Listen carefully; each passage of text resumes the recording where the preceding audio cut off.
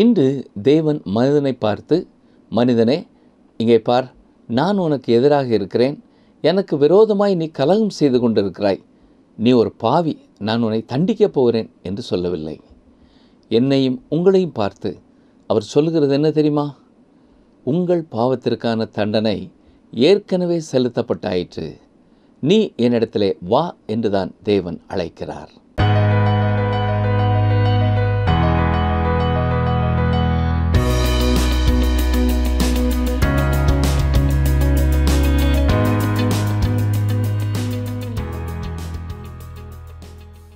வேத வசனங்களின் மேல் வாஞ்சையாக இருந்து தொடர்ந்து WRT நிகழ்ச்சிகளை கேட்டு வருகிற அன்பர்களை இயேசு கிறிஸ்துவின் இன்ப நாமத்தினாலே வாழ்த்துகிறோம்.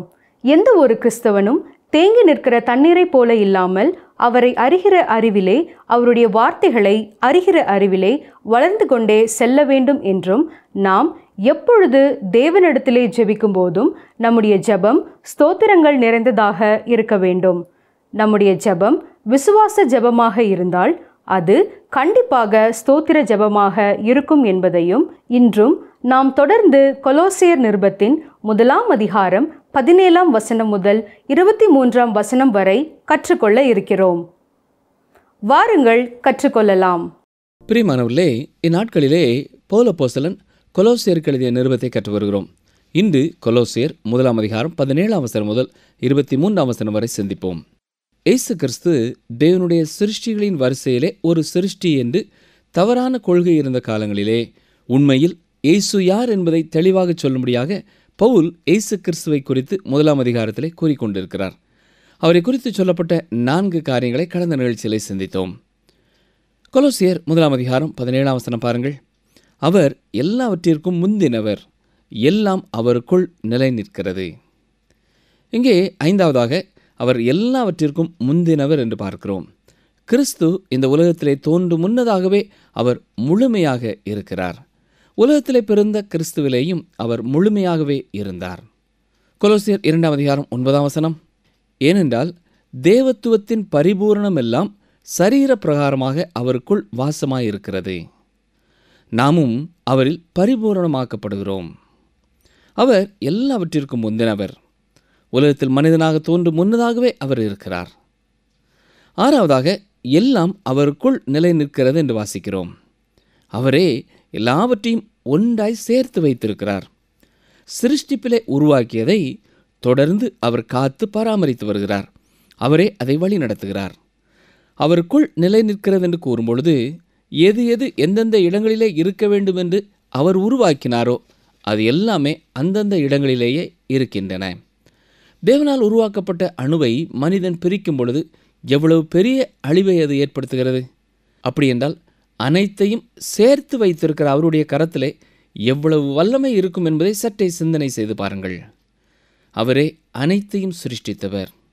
அந்த இயேசுவே இப்பொழுதும் எல்லாவற்றையும் தமக்குள் வைத்திருக்கிறவர், தம்முடைய கட்டுப்பாட்டிற்குள்ளே வைத்திருக்கிறவர். எபிரேயர் நிருபத்திலேயும் இந்த சத்தியம் சொல்லப்பட்டிருக்கிறது. கவனியங்கள், வாசிக்கிறேன். எபிரேயர் 1ஆம் அதிகாரம் 3ஆம் வசனம்.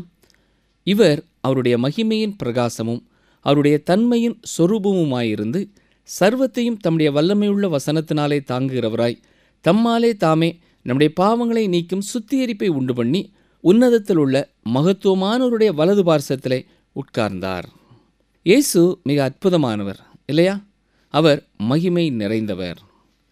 கொலோசியர் 1ஆம் அதிகாரம் 18ஆம் வசனம். அவரே சபையாகிய சரீரத்திற்கு தலையானவர், எல்லாவற்றிலும் முதல்வராயிருக்கும்படி அவரே ஆதியும் மரித்தோரிலிருந்து எழுந்த முதற்பேருமானவர். கவனித்தீர்களா? அவர் சபையாகிய சரீரத்திற்கு தலையானவர். இதுதான் கொலோசியர் நிருபத்தின் மிக முக்கியமான சத்தியம். இது எபேசியர் நிருபத்திற்கும் பிலிப்பியர் நிருபத்திற்கும் உறுதுணையான ஒரு நிருபம். எபேசியர் நிருபத்திலே கிறிஸ்துவின் சரீரமாகிய திருச்சபை எப்படி இந்த உலகத்திலே இருக்கிறது என்பதை குறித்து சிந்தித்தோம். அன்று சரீரத்திற்கு முக்கியத்துவம் கொடுக்கப்பட்டது. இங்கே கொலோசியர் நிருபத்திலே திருச்சபையின் தலையாகிய கிறிஸ்துவுக்கு முக்கியத்துவம் கொடுக்கப்படுகிறது. எபேசியர் நிருபத்திலே நாம் வாசிக்கும் பொழுது எபேசியர் 1ஆம் அதிகாரம் 22, 23ஆம் வசனங்களிலே இவ்விதமாய் வாசித்தோம். கவனியுங்கள். எபேசியர் 1, 22, 23ஆம் வசனங்கள். எல்லாவற்றையும் அவருடைய பாதங்களுக்கு கீழ்ப்படுத்தி எல்லாவற்றையும் எல்லாவற்றாலும் நிரப்புகிறவருடைய நிறைவாகிய சரீரமான சபைக்கு அவரை எல்லாவற்றிற்கும் மேலான தலையாக தந்தருளினார். மேலும் பிலிப்பியர் நிருபத்தை நாம் பார்க்கும் பொழுது இந்த உலகத்தின் வழியாக நடந்து தெரியும் கால்களையுடைய திருச்சபையை நாம் பார்க்கிறோம். திருச்சபையினுடைய அனுபவத்தை குறித்தும் ஒரு விசுவாசியின் அனுபவத்தை குறித்தும் பிலிப்பியர் நிருபத்திலே படித்தோம். எனவே இந்த எபேசியர், பிலிப்பியர், கொலோசியர் மூன்றும் மிக முக்கியமான சத்தியங்களை கூறும் நிருபங்களாயிருக்கின்றன. கொலோசியர் 1:18 மரித்தோரிலிருந்து எழுந்த முதற் பேருமானவர் என்று வாசிக்கிறோம். பிரியமானவர்களே, மகிமையுள்ள சரீரத்தோடு கூட உயிரோடு எழுப்பப்பட்டவர் இந்த ஒரே ஒருவர் மட்டுமே என்பது உங்களுக்கு தெரியுமா? அவர்தான் இயேசு கிறிஸ்து. கிறிஸ்துவுக்குள் வாழும் உங்களுக்கு அருமையான ஒருவர் மரிக்கும் பொழுது அவர்களுடைய சரீரத்தை கல்லறையிலே வைக்கிறீர்கள். இது எப்படி இருக்கிறது என்றால், ஒருவரை சில நாட்களாக ஒரு ஹோட்டலிலே தங்கச் செய்வது போல இருக்கிறது. ஏனென்றால் பிரகாசமான ஒரு நாள் வர இருக்கிறது. இப்பொழுது சரீரம் நித்திரையாயிருக்கிறது. அந்த நபரோ இயேசு கிறிஸ்துவோடு இருக்கும்படியாய் கடந்து சென்று விட்டார்கள். இந்த உலகத்திலிருந்து கிறிஸ்து திருச்சபையை எடுத்துக்கொள்ளும்படியாக வரும்பொழுது அந்த சரீரம் உயிர்ப்பிக்கப்பட போகிறது. அழிவுள்ளதாக அடக்கம் செய்யப்பட்டது, அழிவில்லாததாக அது எழுப்பப்பட போகிறது. இதைத்தான் 1 கொரிந்தியர் 15:42 வாசிக்கிறோம். நாம் உயிரோடு எழுப்பப்படும் பொழுது அவர் இருக்கும் வண்ணமாகவே இருப்போம். 1 யோவான் 3:2 வாசிக்கிறேன். பிரியமானவர்களே, இப்பொழுது தேவனுடைய பிள்ளைகளாய் இருக்கிறோம். இனி எவ்விதமாய் இருப்போம் என்று இன்னும் வெளிப்படவில்லை. ஆகிலும் அவர் வெளிப்படும் போது அவர் இருக்கிற வண்ணமாகவே நாம் அவரை தரிசிப்பதினால் அவருக்கு ஒப்பாய் இருப்போம் என்று அறிந்திருக்கிறோம். மேலும் இயேசு கிறிஸ்துவை குறித்து சொல்லப்பட்டிருக்கிற 8வது காரியம், அவர் எல்லாவற்றிலும் முதல்வராக இருக்கிறார். இதைவிட அற்புதமான எந்த ஒரு காரியத்தையும் நீங்கள் சந்திக்க முடியாது. தேவனுடைய சிருஷ்டிப்பு முழுவதிலேயும் கிறிஸ்துவுடைய சித்தமே நடைபெறும். இதுதான் தேவனுடைய திட்டம். இந்த பூமியிலே மனிதன் தேவனுக்கு விரோதமாக கலகம் செய்த போதிலும் சங்கீதம் 2:6 என்ன சொல்கிறது? நான் என்னுடைய பரிசுத்த பர்வதமாகிய சீயோன் மீதில் என்னுடைய ராஜாவை அபிஷேகம் பண்ணி வைத்தேன் என்றார். இந்த உன்னதமான திட்டத்தை நோக்கி தேவன் முன் சென்று கொண்டிருக்கிறார். இந்த உலகத்திலே மக்கள் நின்று அவருக்கு எதிராக கலகம் செய்து கொண்டிருந்தாலும் தேவன் இந்த தம்முடைய திட்டத்தை நிச்சயமாகவே நிறைவேற்றுவார். இயேசு கிறிஸ்துவை அனைத்தின் மேலும் அதிகாரியாக அமர பண்ணுவார். கொலோசியர் 1:19 கவனியுங்கள். சகல பரிபூரணமும் அவருக்குள்ளே வாசமாய் இருக்கவும். பரிபூர்ணம் என்னும் வார்த்தை இந்த நிருபத்திலே மிக முக்கியமான ஒரு வார்த்தையாகும்.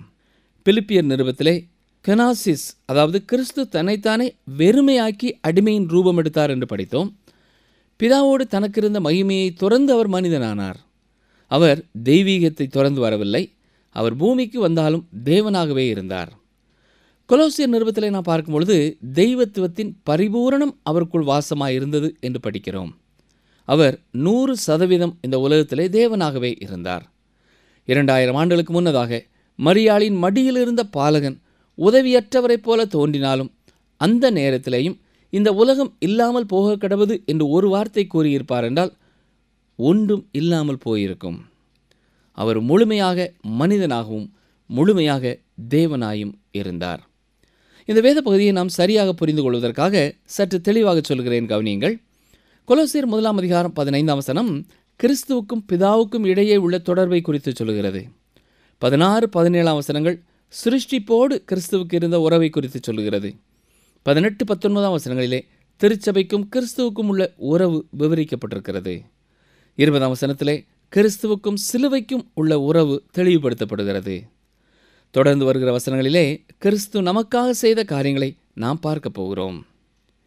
கொலோசியர் 1:20 அவர் சிலுவையில் சிந்தின இரத்தத்தினாலே சமாதானத்தை உண்டாக்கி பூலோகத்தில் உள்ளவைகள் பரலோகத்தில் உள்ளவைகள் யாவையும் அவர் மூலமாய் தமக்கு ஒப்புரவாக்கிக் கொள்ளவும் அவருக்கு பிரியமாயிற்று. கவனித்தீர்களா? சிலுவையில் சிந்தின இரத்தத்தினாலே சமாதானத்தை உண்டாக்கி, என்னுடைய பாவத்திற்கான உங்களுடைய பாவத்திற்கான தண்டனையை அவர் சிலுவையிலே செலுத்தினார். இதன் மூலமாய் தேவனுக்கும் பாவியான மனிதனுக்கும் இடையிலே சமாதானத்தை உண்டு பண்ணினார். இன்று தேவன் மனிதனை பார்த்து, மனிதனே, இங்கே பார், நான் உனக்கு எதிராக இருக்கிறேன், எனக்கு விரோதமாய் நீ கலகம் செய்து கொண்டிருக்கிறாய், நீ ஒரு பாவி, உன்னை நான் தண்டிக்கப் போகிறேன் என்று சொல்லவில்லை. இன்று பாவியான ஒவ்வொருவரையும் தேவன் பார்த்து வித்தியாசமான காரியத்தை சொல்கிறார். என்னையும் உங்களையும் பார்த்து அவர் சொல்கிறது என்ன தெரியுமா? உங்கள் பாவத்திற்கான தண்டனை ஏற்கனவே செலுத்தப்பட்டாகிவிட்டது. ஆண்டவராய் இயேசு கிறிஸ்துவிலே ஏற்கனவே சமாதானம் ஏற்படுத்தப்பட்டாகிவிட்டது. நீ என்னிடத்திலே வா என்றுதான் தேவன் அழைக்கிறார்.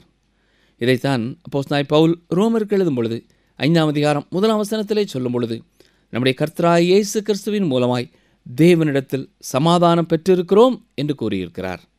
ஆம் பிரியமானவர்களே, சிலுவையிலே இயேசு சிந்திய இரத்தத்தினாலே தேவனுக்கும் நமக்கும் இடையிலே சமாதானம் உண்டு பண்ணப்பட்டிருக்கிறது.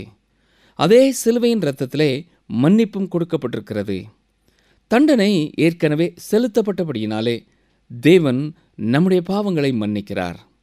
மனிதனிடத்திலே குற்றம் கண்டுபிடிக்கும்படியாக அவனுக்கு பின்னே ஒளிந்திருக்கும் ஒரு மனிதன் அல்ல தேவன். இப்பொழுது தனது 2 கரங்களையும் நீட்டி, வருத்தப்பட்டு பாரம் சுமக்கிறவர்களே, நீங்கள் எல்லாரும் என்னிடத்திற்கு வாருங்கள், நான் உங்களுக்கு இளைப்பாறுதல் தருவேன் என்று அழைத்து கொண்டே இருக்கிறார். நிகழ்ச்சியை கேட்டுக்கொண்டிருக்கிற எனக்கு அருமையான சகோதரனே, சகோதரியே, இந்த இளைப்பாறுதலை நீங்கள் பெற்றுவிட்டீர்களா? கொலோசியர் 1ஆம் அதிகாரம் 20ஆம் வசனத்திலே, பூலோகத்தில் உள்ளவைகள் பரலோகத்தில் உள்ளவைகள் யாவையும் அவர் மூலமாய் பரலோகத்தில் ஒப்புரவாக்கிக் கொள்ளவும் அவருக்கு பிரியம் உண்டாயிற்று என்று வாசிக்கிறோம். மனிதனை பார்த்து தேவன் சொல்வதென, நான் உன்னோடு ஒப்புரவாகிவிட்டேன், நீ என்னோடு ஒப்புரவாகிவிட்டாயா என்றுதான் கேட்கிறார். ஒவ்வொரு தனி மனிதனும் எடுக்க வேண்டிய தீர்மானம் அது. அப்போஸ்தலனாகிய பவுல் கொரிந்து திருச்சபைக்கு எழுதும்பொழுது இதை குறித்து மிக தெளிவாய் எழுதியிருக்கிறார். கவனியங்கள், வாசிக்கிறேன். 2 கொரிந்தியர் 5ஆம் அதிகாரம் 18 முதல் 20ஆம் வசனம் வரை. இவையெல்லாம் தேவனாலே உண்டாயிருக்கிறது. அவர் இயேசு கிறிஸ்துவை கொண்டு நம்மை தம்மோடே ஒப்புரவாக்கி ஒப்புரவாக்குதலின் ஊழியத்தை எங்களுக்கு ஒப்புக் கொடுத்தார்.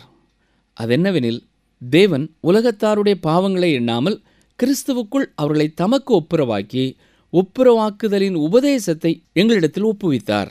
ஆனபடியினாலே தேவனானவர் எங்களை கொண்டு புத்தி சொல்கிறது போல நாங்கள் கிறிஸ்துவுக்காக ஸ்தானாபதிகளாயிருந்து தேவனோடே ஒப்புரவாகுங்கள் என்று கிறிஸ்துவ நிமித்தம் உங்களை வேண்டிக் கொள்கிறோம். அநேக மனிதர்களுடைய உள்ளத்தில் இருக்கும் ஒரு எண்ணம், தேவன் தன் பக்கமாய் திரும்புவதற்காக தாங்கள் எதையாவது செய்ய வேண்டும் என்று எண்ணுகிறார்கள். பிரியமானவர்களே, தேவன் உங்களை ஆதாயப்படுத்திக் கொள்ள விரும்புகிறார். நீங்கள் அவரோடு வந்து ஒப்புரவாகிக் கொள்ள உங்களை அழைக்கிறார். இந்த வசனத்திலே அவர் மூலமாய் தனக்கு ஒப்புரவாக்கிக் கொள்ளவும் அவருக்கு பிரியமாயிற்று என்று சொல்லப்பட்டிருக்கிறதை சிலர் தவறாய் புரிந்து கொண்டு எல்லாரும் ரட்சிக்கப்படுவார்கள் என்று போதிக்கிறார்கள். இல்லை பிரியமானவர்களே, அது அந்த ஒரு காரியத்தை குறிப்பிடவில்லை. பிலிப்பியர் 3ஆம் அதிகாரம் 8ஆம் வசனத்தை கவனியுங்கள்.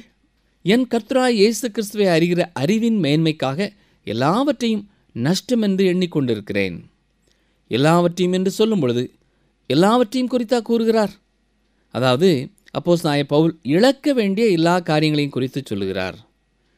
பிலிப்பியர் 3ஆம் அதிகாரம் 8ஆம் வசனத்திற்கு முன்னாலே அவர் சொல்கிறார் இல்லையா, தான் லாபமாக கருதிய அந்த காரியங்களை இங்கே அவர் குறிப்பிடுகிறார். கொலோசியர் 1ஆம் அதிகாரம் 20ஆம் வசனத்திலே, பூலோகத்தில் உள்ளவைகள் பரலோகத்தில் உள்ளவைகள் யாவையும் என்று சொல்லும் பொழுது ஒப்புரவாவதற்கு குறிக்கப்பட்ட எல்லாவற்றையும் குறித்து அவர் பேசுகிறார்.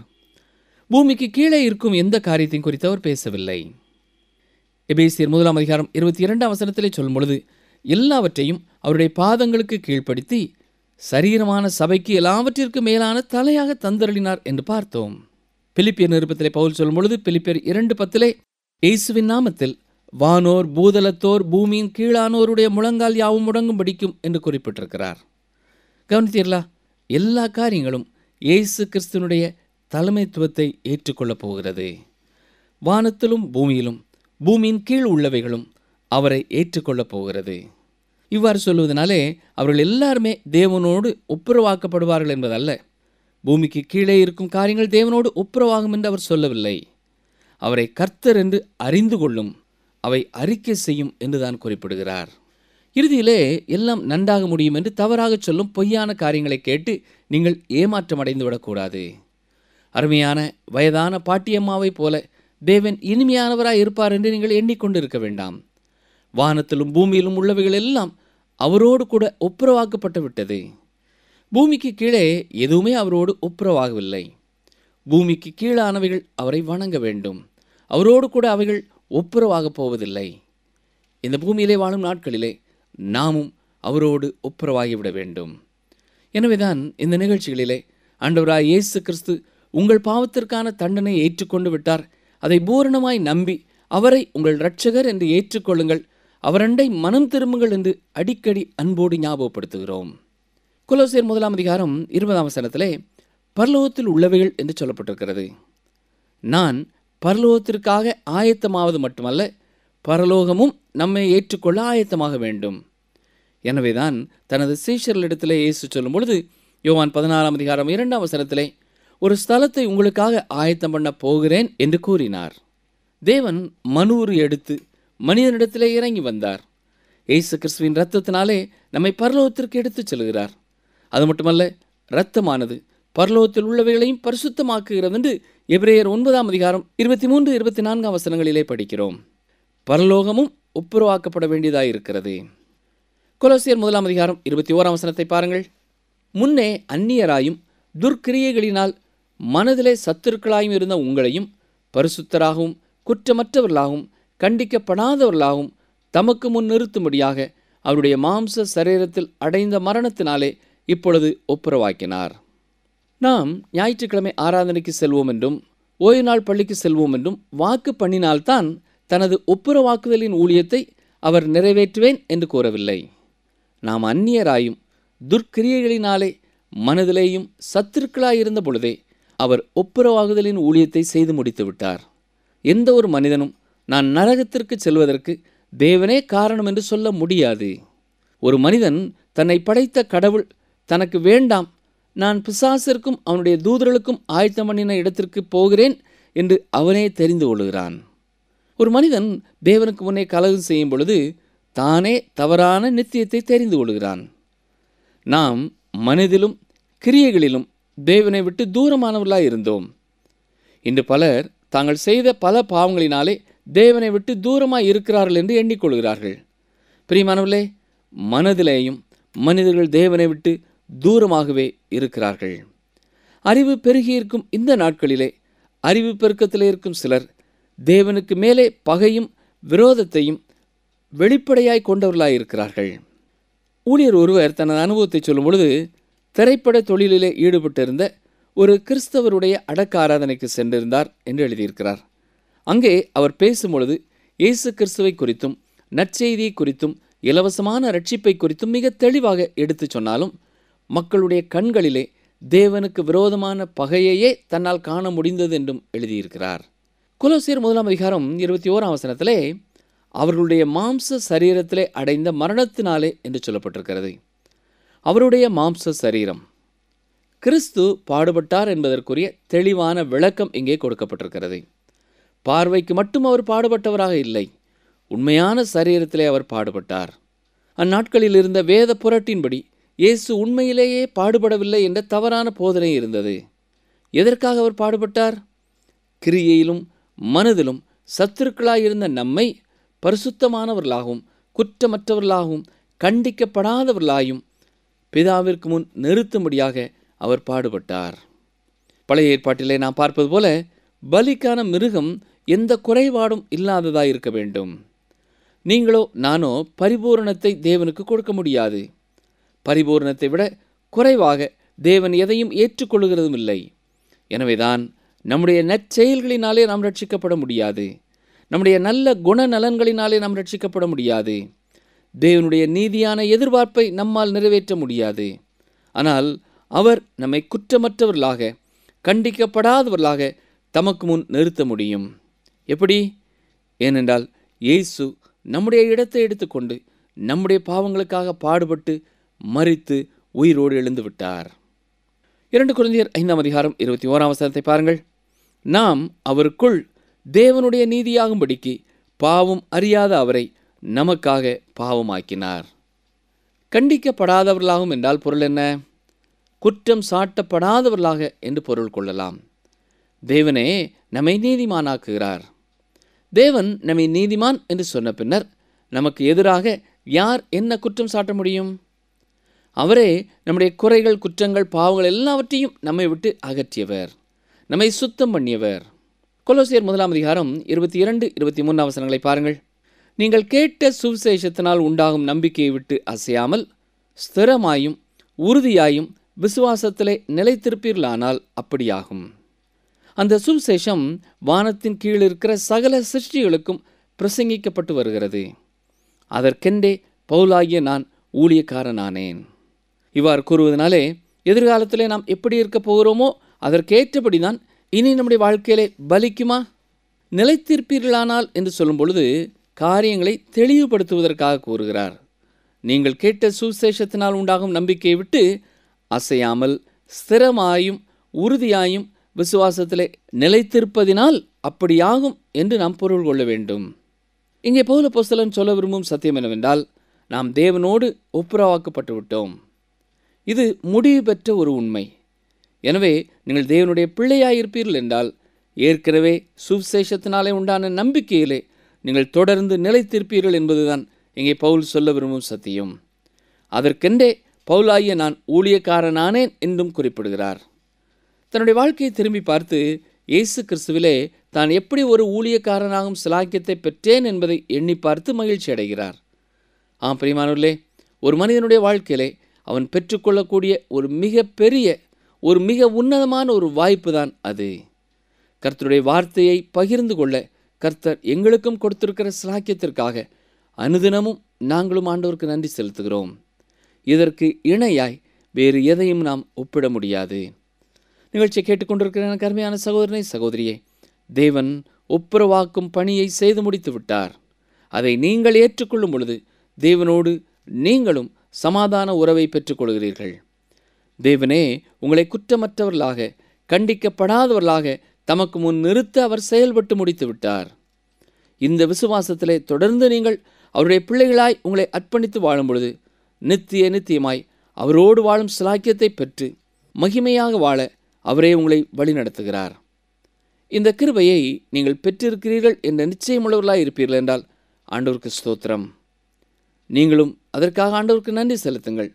ஒருவேளை இப்படிப்பட்ட ஒரு நிச்சயம் இல்லாமல் யாராவது இந்த வார்த்தைகளை கேட்டுக்கொண்டிருப்பீர்கள் என்றால் நித்திய வாழ்க்கையை குறித்த நிச்சயமுள்ளவர்களாக இந்த உலகத்திலே நீங்கள் வாழ விரும்புவீர்கள் என்றால் இதை குறித்து மேலும் அறிந்து கொள்ள எங்களோடு தொடர்பு கொள்ளுங்கள்.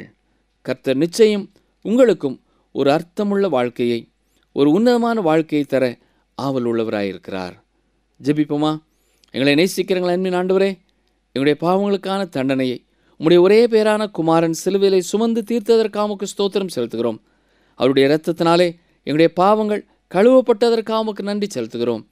இந்த அடிப்படை சத்தியங்களை விசுவாசித்து இந்த நேரத்திலேயும் இயேசுவே என்னுடைய உள்ளத்திலே வாரும், நான் உம்மை விசுவாசிக்கிறேன் என்று உம்மை இரட்சகராய் ஏற்றுக்கொள்ளுகிற ஒவ்வொருவருடைய வாழ்க்கையிலையும் கர்த்தர் கடந்து சென்று உமக்கு சாட்சிகளாய் வாழ அனுதினமும் நீரே அனுக்கிரகம் பண்ண வேண்டும் என்று சொல்லி நாங்கள் ஜெபிக்கிறோம். நாங்கள் பெற்றுக்கொண்ட நன்மையை, நாங்கள் பெற்றுக்கொண்ட ரட்சிப்பை குறித்து கவலீனமாய் இருந்து உம்மை துக்கப்படுத்தாதபடி அனுதினமும் உம்முடைய பரிசுத்த ஆவியானவர் மகிழ்ச்சி அடையும் காரியங்களை செய்யக்கூடியவர்களாய் வாழ உம்முடைய தூய ஆவியினாலே, உம்முடைய வார்த்தையினாலே எங்களை வழிநடத்த ஒப்புக் கொடுக்கிறோம். மீட்பர் இயேசு கிறிஸ்துவின் நாமத்தினாலே வேண்டிக் கொள்கிறோம் பிதாவே, ஆமென். அன்பர்களே, இந்த நாளிலும் நாம் கற்றுக்கொண்ட சத்தியங்கள் என்ன? தேவனுடைய சிருஷ்டிப்பு முழுவதிலேயும் கிறிஸ்துவின் சித்தமே நடைபெறும். பரிபூரணம் என்ற வார்த்தையே கொலோசியர் நிருபத்தின் முக்கியமான வார்த்தையாக இருக்கிறது. இந்த உலகத்திலே இயேசு கிறிஸ்து ஒரு முழுமையான மனிதனாகவும் முழுமையான தேவனாகவும் இருந்தார். இயேசு கிறிஸ்து நம்முடைய பாவத்திற்கான தண்டனையை அவர் சிலுவையிலே செலுத்தினார். எனவே தேவன் நம்முடைய பாவங்களை மன்னிக்கிறார். தேவனுக்கும் பாவியான மனிதனுக்கும் இடையே அவர் சமாதானத்தை உண்டு பண்ணினார். இந்த பூமியிலே வாழும் நாட்களிலே நாம் இயேசு கிறிஸ்துவோடு கூட ஒப்புரவாகி விட வேண்டும். ஒரு மனிதன் தேவனுக்கு விரோதமாக வாழும்போது தானே தனக்கு தவறான நித்தியத்தை தெரிந்து கொள்ளுகிறான். நாம் நம்முடைய நற்செயல்களினாலோ நம்முடைய நல்ல குணநலன்களினாலோ ரட்சிக்கப்பட முடியாது. மீண்டும் அடுத்த நிகழ்ச்சியிலே சந்திப்போம். இந்த நிகழ்ச்சியினை நீங்கள் உங்கள் நண்பர்களுக்கும் அறிமுகம் செய்து ஆசீர்வாதங்களை பெற்றுக்கொள்ளுங்கள். உங்கள் ஜெப தேவைகளை எங்களுடன் பகிர்ந்து கொள்ளுங்கள். நாங்கள் உங்களுக்காக ஜெபிக்க ஆயத்தமாக இருக்கிறோம். என் ஜனங்கள் நான் அளிக்கும் நன்மையினால் திருப்தி ஆவார்கள் என்று கர்த்தர் சொல்கிறார். எரேமியா 31:14 பின்பாகம்.